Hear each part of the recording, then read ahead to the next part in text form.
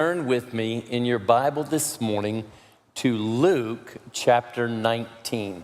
Luke 19, if you need a Bible, you can grab one from the pew in front of you.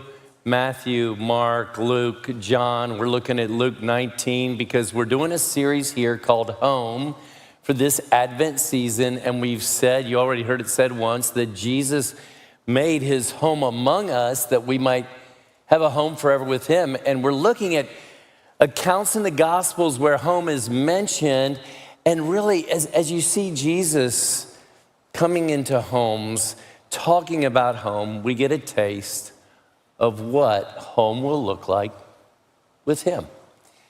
And Jesus says to Zacchaeus in this story, Zacchaeus, I'm coming to your house today. Imagine Jesus saying that, I'm coming to your house today. So I want to tell a story about somebody coming to our house, the Tomba house one day. We were actually out of town and we had hired a high schooler to feed our dog and just to pick up the mail and that kind of thing. And she had a key to the house and she came in the house, I guess it was about the middle of the week, and the back door was open. She wasn't sure what to do, so she called her mom. Her mom came over and decided we need to call the police here. The police come, and the whole time they're texting Vila to try to get Vila to answer her phone. Now, I'll tell you, we hadn't left the house in the greatest shape. We had a bunch of little kids at the time. So this policeman is walking around the house trying to call Vila. Finally, he gets her. And so they're talking real time as he's looking, making comments on the house. And then there was this moment where he came to our laundry room and he opens the laundry room door. And there's this little gasp. And with all seriousness, with all concern, he says, ma'am, someone has ransacked your laundry room. And just ladies, if you're wondering, Vila told me I could tell that story today. Oh, is that awesome, ma'am? Someone has ransacked your laundry room. And in humiliation, some shame and embarrassment, Vila says this, sir, I left it that way. So we're gonna do an experiment here. I need a volunteer. Can I have a volunteer? Just if Laren raises your hand. Okay, Laren, you don't have to come up here, but thank you. Just stand up, Laren. Stand up so everybody can see you. Stand up for this little part. So, Laren, here's what we're gonna do. I know you have two little boys, and so Vila and I are going to come over your house right after church. I'm gonna get some pizza. We're gonna watch some football. Is that okay with you? Okay, so just one little deal. You can't go home and clean up first, okay? So you can sit down, all right? Now, y'all, seriously, some of you, if you knew that was going to happen, you would be like freaking out, right? Okay, Laren, are you freaking out? The dog, okay, right away, I'd be bothered. There's something I gotta go clean up. Some of you would actually say, you ain't coming to my house today, right? Oh, I forgot to say this first hour. Yo, you know what's so funny? This happens 9 out of 10 times without fail.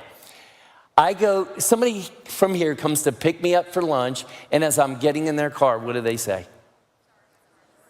Yeah, sorry, my car's such a mess. And I love it because I always say, so what? It's your car. It ain't my car. Thanks for driving me to lunch. Why don't you pay? No, you know, maybe we do that because our home is so personal and it just reveals a little bit of our fear of rejection. And maybe we do that because our home, our place, is so personal, it reveals the deep desire to be accepted, even if you see the ransacked laundry rooms of my heart, right? And this morning, we're gonna look at this story about Zacchaeus, and we're gonna just do a little study on perhaps the rejection that he faced, to talk about this idea. We're not going to say everything there is to say about rejection, but just let the text bring up some things for us. And we're going to talk about the acceptance that comes when Jesus initiates and comes to our house. And also I want to talk about this thing that happens over and over again. You see this in the Gospels when people really get what Jesus does for them and how they can accept them no matter how ransacked their laundry room is. There's always this transformation. That Jesus doesn't want to leave people the same, okay? So let's start with this idea of rejection. Go to verse 1, Luke 19. It says that Jesus was entering Jericho and he was just passing through. You almost get this sense he's not stopping there, because we know something here in Luke. Jesus is actually heading for a cross, okay? And in verse 2, we're told, behold. Every once in a while I want to mention this because most of us don't tell stories like, behold. That's actually a word just to capture a Greek word that just captures the storytelling of the day, to say, hey, watch what happens next. Please don't miss this. There was a man named Zacchaeus, and we know two things about him. He was what? A tax collector, and he was rich. Now, do I have anybody who works for the IRS here today? Nobody dares raise their hands. Y'all, you know, if you do work for the IRS, I bet that sometimes if somebody says, what do you do? Well, I work for the government. It's not the, job that everybody looks and says, oh, we're so happy to have you. But I want you to know clearly, to appreciate what's happening here, is we are talking about something utterly different. That when we talk about a tax collector during that day, we're talking about something utterly different. So let's get there emotionally. I want you right now to think of the person or group in the world that when you think about these people, you think these are the people ruining the world. Raise your hand when you got somebody, but don't say it out loud. Just raise your hand. Okay, when you have somebody in mind, raise your hand. These are the people that are ruining the world right now. I'm serious. I'm waiting for you to think of somebody here. When you think of those people, you probably feel something like this: disgust, right? You probably feel something like disgust. And when you read about Zacchaeus, this wealthy tax collector, frankly, a lot of us don't feel disgust because a lot of us are kind of wealthy. We could be this person. Y'all, there used to be a little kids song. I don't know if they still sing it. Y'all know about Zacchaeus? How many know that song used to sing about Zacchaeus? Oh, good. You can help me here. We probably ought to sing it, huh? Okay. Zacchaeus was a wee little man, and a wee little man was he. He climbed up in a sycamore tree, for the Lord he wanted to see. Now, I hope our worship team was listening. Y'all, when we, was I gonna get a hand clap there? If you guys wanna clap for me, you can. Okay, yes, awesome. Cassie, April, did you hear that? Thank you.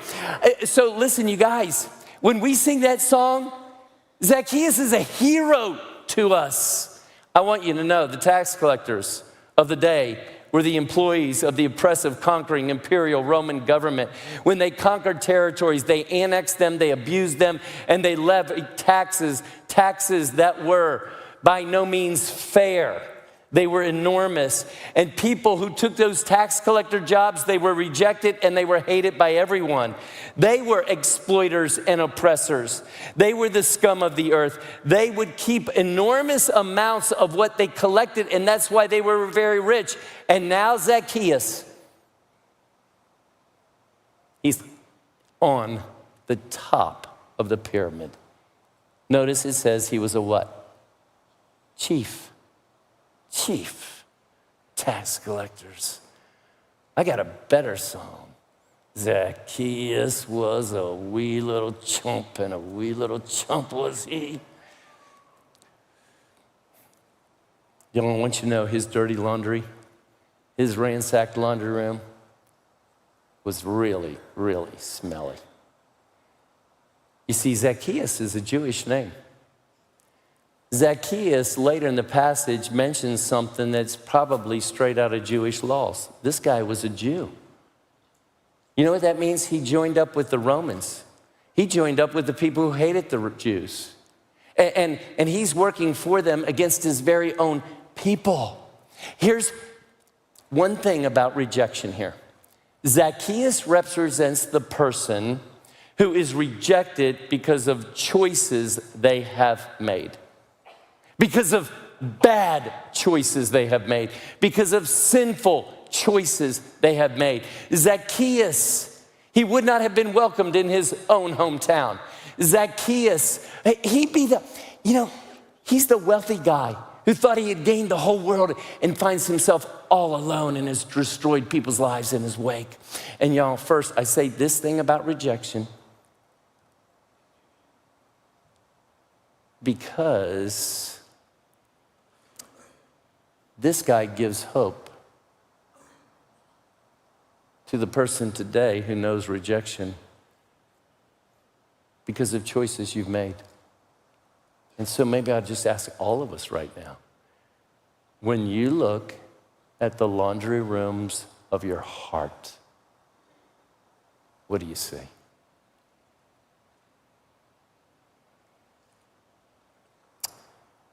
There's one aspect of rejection just that comes on us because of choices we make. I want to show you something else here. If you go to verse 3, continuing in the story, it says, the crowd was seeking to see who Jesus was, but on account of the crowd, Zacchaeus could not because he was what? What does your Bible say? Can I just put it this way? He was too short. You know, the Gospels, when they tell stories, they include very few details. They're relatively short stories. And so when you have some details, you at least want to think about them, explore them. And one of the things here that affects a couple issues going on here is Zacchaeus is too short. You know, a lot of people would tell you some of the choices that I've made that has brought rejection in my life is kind of come out of some of my story, maybe my family background or some physical thing about me or some other thing. And somehow Jesus, I want you to know today, he actually knows your story. He has compassion on your story while never just excusing our sin. But I want to say something about Zacchaeus is too short here thing. Back in the spring, this guy calls me because he had heard about our conversations about Jesus here. He then got a hold of my book and read it, and he called me. He lives in Canada. He said, hey, Neil, I do this thing. I've been doing it for 20 years. I do this thing called the Polar Bear Marathon. It takes place in Churchill, Canada, 600 miles north of Winnipeg. Hudson Bay. It's a cold place. He said, we do a marathon for people. I invite people from all around the world. And part of the deal is I give money to First Nations people and I do camps for them, talk about Jesus. And then these people, I'm just developing relationships to have conversations about Jesus. So he calls me and he says, if you come do this marathon, if you speak at the banquet afterwards, you just get to Winnipeg and I'll take care of you. And I immediately told him, I said, oh, you don't know me. I'm afraid of the cold. And he starts telling me all these people from different places that have come. So he's not giving up. So we're having this ongoing conversation for about 6 months. Finally, on September 1st, I get up the courage to call him and say no.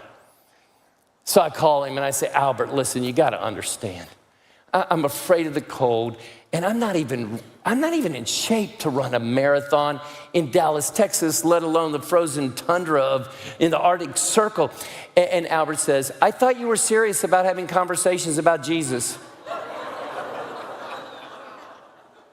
was like, okay, I'll be there. Signed up the next day. So I want to tell you about one of the conversations I got to have. And the people who I'm going to reference have given me permission to share. So coming back, we're on this little plane that we took out there. This looked kind of an old King Air 10-seater airplane flown by this 26-year-old guy. And okay. So Conversations about Jesus, y'all. And I'm talking to Samantha and Harold, and Samantha is just so stoked. She ran her first marathon ever. She starts telling her story. She said, 2 years ago, I could not run 100 meters. She actually beat me in the marathon, by the way. And she starts talking about how she lost 150 pounds in 2 years. And she's talking about how she's working out and doing these things, and she's really excited. And I just, something in me was just like, I wonder where Jesus is and all this. So I asked her this question. I said, Samantha, so when you look in the mirror now, you know, kind of when you look at the, I don't use these words, laundry room of your soul, what do you see? And she just starts weeping. And she says, well, you got to understand. And she starts talking about the rejection and what happened in her family life. And I just mentioned that because I know that's huge here when I even bring up the word and the battle to feel accepted. And then she says, and my husband used to tell me, you're too fat, you're stupid, and I won't even say the word. You know what it is.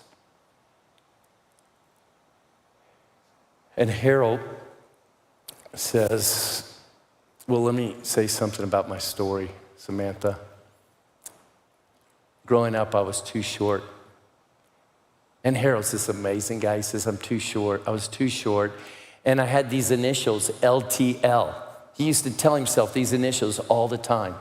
Left till last. Whenever they picked a sports team like hockey or lacrosse or football, whatever he played, I'm LTL, left till last. And he started talking about coming to know Jesus, coming to experience the experience of Jesus, and wrestling with identity with Jesus. And then they look to me and say, Neil, how's it real for you? And I was like, okay. We're all weeping. And then I say, well, here's my story. Growing up, I heard it 100 times, 1,000 times, 1,000,000 times, you're too skinny. And sometimes what was added to that is you're ugly.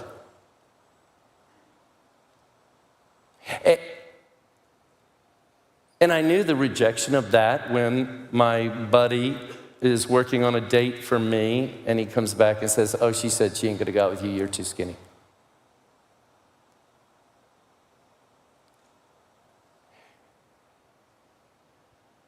And I want you to know, whether you're too fat or too skinny or too short or too this or too that, there's a guy that named Zacchaeus that when Jesus was on the earth, he was too short for sure. And who knows how it affected all the choices in his life. And Jesus, he's coming for those kind of people. I want to say one more thing about Zacchaeus' rejection here. You know, in verse 3, it says, he was seeking to see who Jesus was, but on account of the crowd, he could not because he was too short. So besides being too short, what kept Zacchaeus from seeing Jesus in that moment? What kept him? The crowd. That's right, Betsy, the crowd. Do you know who the crowd is in Luke? And I'm telling you, Luke is very specific. When you walk through his gospel, you know who the crowd is in Luke? It's the good people. It's actually the people that go to church. In Luke, it's the crowd. They are the people that have a certain kind of lifestyle that they understand as acceptable and that Zacchaeus does not. If you don't think there's something about acceptance and rejection going on here, I want you to look at verse 7. It says, when the crowd saw that Jesus would talk to Zacchaeus. When the crowd saw that Jesus would talk to this guy who had made a mess of his own life and a mess of some of their lives, it says, they grumbled and said, he has gone to be the guest of a man who is a sinner. And when it says they grumbled there, it's really clear they're not keeping their thoughts or opinions to themselves. They're saying it out loud. It's like Vila hearing from that policeman, "Ma'am, your laundry room is ransacked." Y'all, in the book of Luke, 6 times, there are these people. Zacchaeus is one of them. Other ones who some people have called them outlaws and outcasts. The irredeemable, the people who disgust us, the people who clearly their lifestyle isn't what we think it should be. And you know, every time in Luke that Jesus comes to those people, they actually like being with Jesus and Jesus likes being with them. I'm telling you, this is a good word for those of you who feel rejected. It's interesting that every time the crowd or the good people are mentioned, they just don't know what to do with it. They don't know what to do with Jesus and with these people, and they're really uncomfortable. Look at verse 4. Just want you to see a little something more here, the picture that's painted. This is Zacchaeus' laundry room door being opened. It says, he ran ahead, climbed up into a sycamore tree to see Jesus, for he was about to pass that way. Now, y'all, we've heard the story so many times. I got to get you to think about this for a second. I want you to picture somebody who's short and wealthy in Dallas. Somebody who has, like Harold, worked really hard to achieve, to somehow overcome the fact that he didn't feel like he was enough without Jesus. This guy, and he's dressed in super nice clothes. And one day he hears that Jesus is coming to this place, and he drives up in his super nice car. He's in the best of clothes, and he's climbing a tree. What do you think's gonna happen to those clothes? They're ripping, they're tearing, and everybody's watching it. Everybody's seeing his laundry room, right? I mean, imagine this as he's climbing up in that tree, the backside of his pants split. That's what it's gonna take to bring him to a place of freedom. To experience the acceptance of Jesus. Look at verse 5 and let's talk about this acceptance of Jesus. What does it look like? How does it come? When Jesus came to the place, and let me make a comment here. When Jesus came to the place, it's Jesus coming. It's Jesus, the first initiator. If you can say, I know I have a home forever with him, it's because Jesus initiated, because Jesus opens eyes.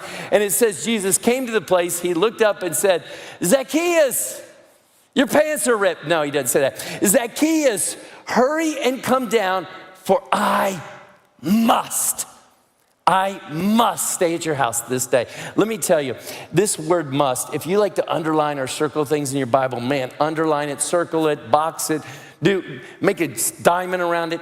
Because in the book of Luke, this word comes up over and over again. And whenever it's used, it's to let you know this is mission critical for Jesus. This is what Jesus is about. Jesus looks at Zacchaeus that day and says, I must come to your house. You are mission critical for me. I want you to hear this, people. Maybe you felt rejected. Maybe you've just been aware of your own soul before a holy God. You are mission critical to Jesus. If Jesus was physically walking around on the earth right now, you are core to his purpose to come here and make a home among us so that you might have a home forever with him. And I mention this word home because, y'all, when he says, I must stay at your house this day, let me tell you kind of part of why it really freaked people out, hacked people off, caused them to grumble. You see, if I say, okay, Lara, Veal and I are going to come over, we're going to bring some pizza, we're going to watch some football and all of this, it's not that big of a deal because we do that. And some of you have had strangers over your house. But during that time, if you invited somebody into your home, if somebody was coming into your home, you got to understand. This was saying, I intend to be your loyal friend. I intend to share my life with you and for you to share your life with me.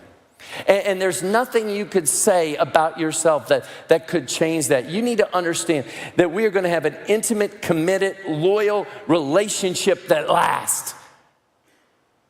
And because of what they understood about their Bibles, they would have believed this, that if you went to the house of a sinner, that sin was going to rub off on you.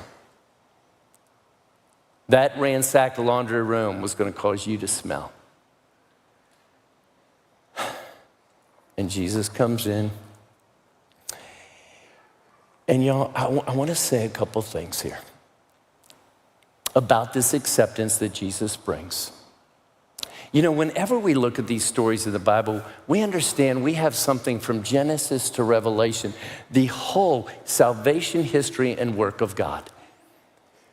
And we understand when we read this story that Jesus' forgiveness and acceptance of a guy named Zacchaeus who is rejected because of choices he's made, because of choices of others, we understand that it came at a cost. See, God never just says, I'm going to let sin slide. No. It comes at a great cost. The sin of those who have made choices that don't match up with what a holy God has called us to. He's got to pay for the sin and the pride of the people who think they're the good people. Let me tell you, Zacchaeus is up on a tree. In 10 days from this event, Zacchaeus, who comes down from a tree, 10 days later, Jesus is going to go up on a tree. In 10 days, Jesus is going to go up on a cross. He's going to be lifted up on a cross. And in the Old Testament, it gives you an understanding of what is happening there when it says, cursed is everyone who hangs on a tree. See, there was no letting this sin slide. There was no saying it's all okay. No, we have what? A messy cross that cost Jesus his life. For Zacchaeus, for all the Zacchaeuses in the room and all the good people who are like the crowd. And we say, as I said last week, at that cross, God takes the broken things of our life and makes something beautiful. If you weren't here last week, we gave out a Christmas ornament for you to take one home and one to start a conversation about Jesus. I hope you take one today from out in the foyer if you didn't get one.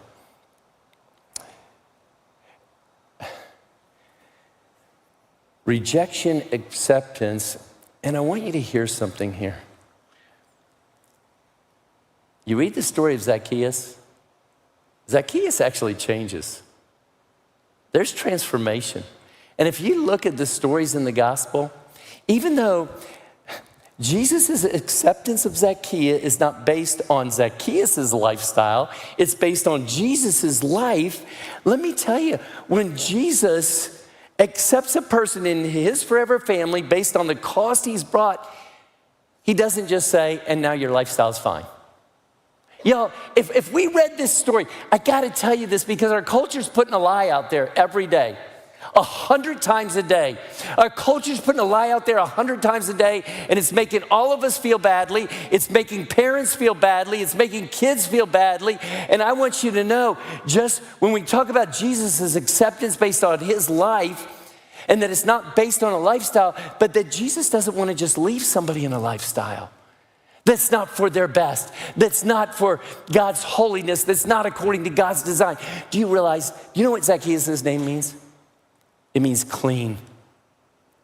Everybody else just saw him as a tax collector. Jesus says, Zacchaeus, I can see your potential. Y'all, if we read this story and it said this, and Zacchaeus just kept being a no good chump, collecting taxes and extorting people, what would you say? Something ain't right. Yeah, I want to show you the transformation in Zacchaeus' life. Look what it says first. It says, Zacchaeus hurried, came down, and he received Jesus joyfully. He received Jesus joyfully. And let me just say to all those today that might be processing, do I have this forever home based on Jesus' life, death, and resurrection? In John chapter 1, it says this, anybody who has received the gift of Jesus, his life, death, and resurrection for the forgiveness of your sins, as many as received him, to them he gives the right to become children of God, part of his forever family, even to those who believe in his name. Today's the day to believe in him if you haven't. Now it says he received Jesus joyfully. And church, this is the transformation happening to Zacchaeus. It's an explosion of joy. And you know what's so great about this? It is not an explosion of, oh man, I gotta get it together. Oh, I gotta start getting involved more in the church or giving more money. No. It's not that at all. It's an explosion of joy that's worked out in Zacchaeus' life because these are his issues. Look what it says. It says, Zacchaeus stood and said to the Lord. Now, I want to stop on this stood part here because it just hit me this week. I hadn't really thought about that before. What happens if to people who they've got really ransacked laundry rooms because of choices they make, and somebody gets close to your laundry room, here's what you do. You do this. You don't stand. You don't even want to show your face, right? And what happens, when the pastor gets up and starts saying things like too skinny, too fat, too short, too whatever, oh man, gosh, it's painful.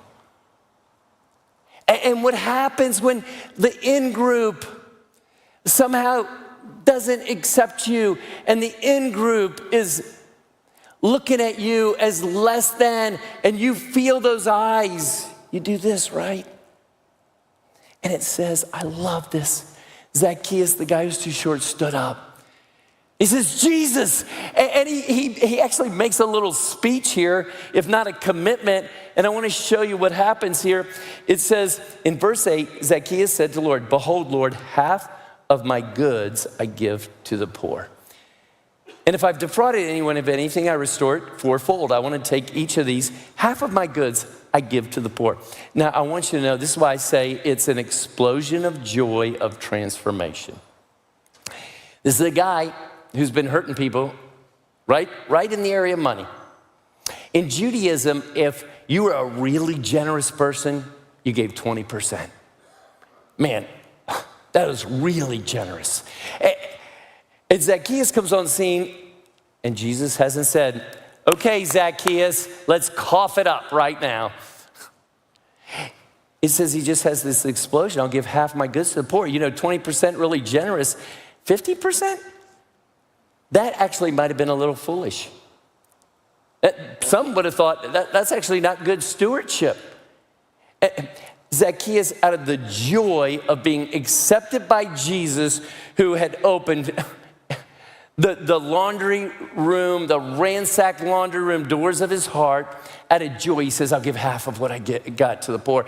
And y'all, let me just say this, since we're going to be talking about giving over the next few weeks. You heard about giving to Northwest Cares. We'll talk about our end of year giving. I want you to know, I'm so stoked about what Jesus has done in my life, in people's lives here, and what he's doing here is we're just going out, taking the initiative in the power of the Holy Spirit, leaving the results to God, just going out, having conversations about Jesus. I want you to hear, I hope that when you give to this church, believing that God is going to use that corporately to help us do this, you are giving out of joy. That when you get those letters, that there's some sense of that you're so aware of, I'm no better than Zacchaeus before a holy God.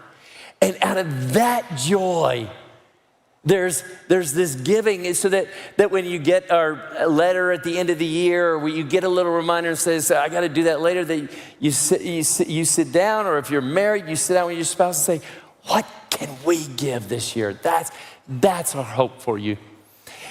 Let me show you one thing more about Zacchaeus' transformation. It says, if I have defrauded anyone of anything, I restore it fourfold. Now, y'all, there was some people in the Old Testament that these were chumps, okay? The sheep stealers and the cattle rustlers. And in the book of Exodus, we're told this about what do you do with them. It says, if a man steals an ox or a sheep and slaughters it or sells it, he must pay back 5 head of cattle for the ox and 4 sheep for the sheep, fourfold. You see, when Zacchaeus is saying this, y'all, you know what he's saying? I'm the greatest sinner I know. And y'all, this is going to be a hard one here. This is how you get to that place of acceptance. You get past saying, yeah, I know I did these things, but man, I was dealt a hard deck. Yeah, I know this happened to me, but this, I know I did this, but this wasn't really fair. This is the person who can just come before Jesus hanging naked on a cross and say, and here's me, Jesus.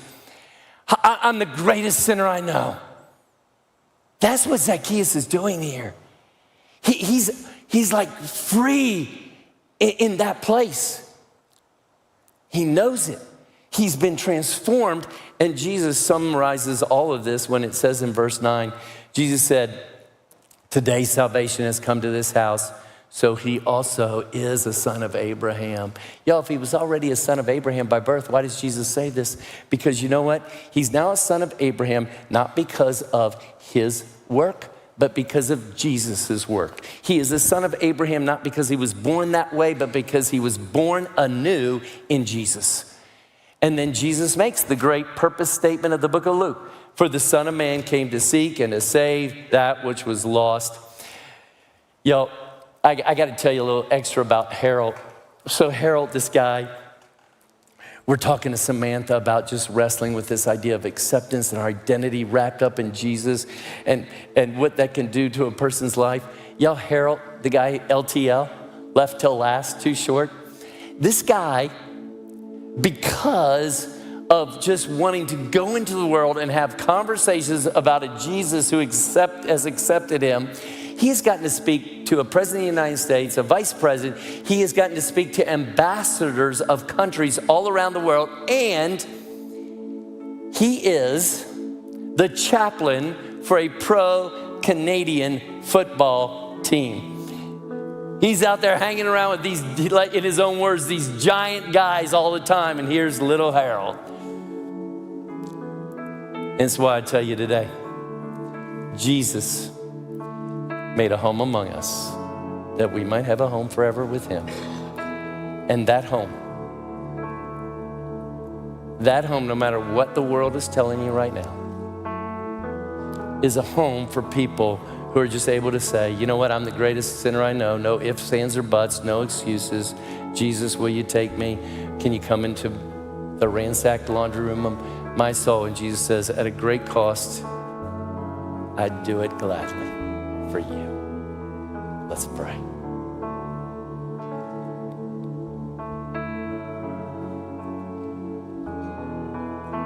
Jesus, I pray for the person here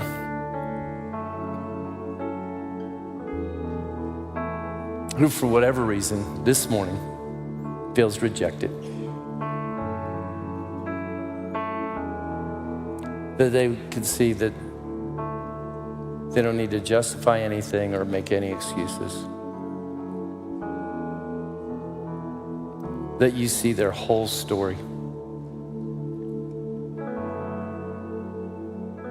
And what you want to do right now is for them is what would happen in any home of acceptance. You want to just wrap your arms around them, and you want them to know.